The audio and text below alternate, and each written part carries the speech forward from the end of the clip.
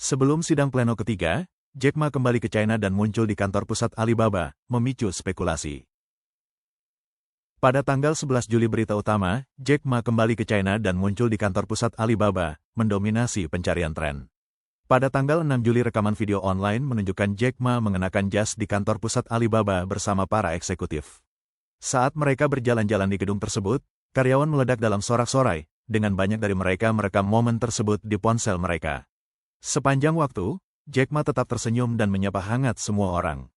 Jack Ma, pendiri Alibaba, yang terus-menerus ditekan oleh Partai Komunis China, secara konsisten menarik perhatian besar dengan kemunculannya. Meskipun kepulangannya ke China dijelaskan sebagai low profile, namun dengan cepat menjadi topik utama di pencarian tren, memicu debat di kalangan warganet. Komentar-komentar termasuk observasi seperti, Jack Ma kembali, apa artinya ini? Beberapa mengatakan bahwa negara mengundangnya kembali, itu saja.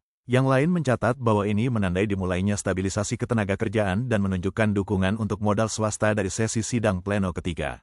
Ucapan tambahan menyoroti bahwa Jack Ma masih memiliki kemampuan, dan masih belum jelas apa yang mendorong kepergian kolektif tokoh-tokoh teratas ke luar negeri. Berita menyusul bahwa Li Qiang berhasil membujuk Jack Ma untuk kembali ke Tiongkok.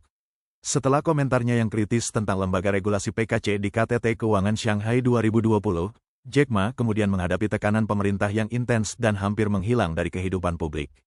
Perusahaannya, Alibaba dan Ant Group, mendapat hukuman yang berat. Pada Maret tahun 2023, setelah setahun berada di luar negeri, Jack Ma tiba-tiba muncul kembali dengan penuh sorotan di Hangzhou. Awalnya enggan, laporan-laporan menunjukkan bahwa Perdana Menteri China yang baru, Li Qiang, berusaha keras membawa kembali Jack Ma untuk meningkatkan persepsi internasional terhadap iklim bisnis China. Insider Wall Street Journal mencatat bahwa setelah Kongres Nasional ke-20 Partai Komunis China, Beijing telah beberapa kali menghubungi Jack Ma melalui pejabat PKC yang sudah pensiun dan pengusaha kaya, membujuknya untuk kembali berkontribusi pada pembangunan China.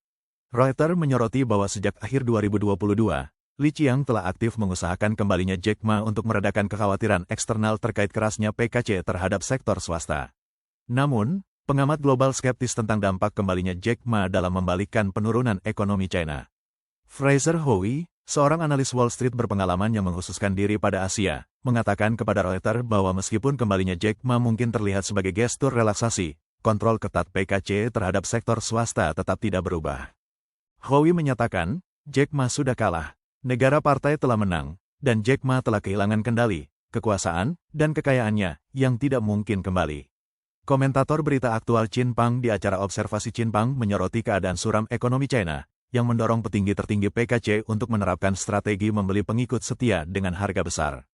Mereka memohon Jack Ma untuk kembali untuk memperkuat keyakinan dalam perusahaan swasta dan modal internasional, meskipun dia mencatat bahwa besarnya kesulitan dalam menyembuhkan luka-luka mendalam dari para pengusaha swasta. Tokoh media senior Yan Chunwei mencerminkan di Facebook bahwa Jack Ma tidak punya pilihan selain kembali ke China. Dengan menyimpan rahasia kritis dan pengetahuan mendalam tentang kolusi bisnis resmi, ia mempertanyakan apakah Jack Ma bisa hidup dengan aman di luar negeri. Mengingat jangkauan luas intelijen PKC, Jack Ma merasa tidak aman dimanapun dia berada dan kekurangan cara untuk melindungi keluarganya. Akibatnya, tidak hanya Jack Ma dipaksa untuk kembali, tetapi dia juga menghadapi tantangan menakutkan untuk bertahan di bawah pengawasan ketat PKC.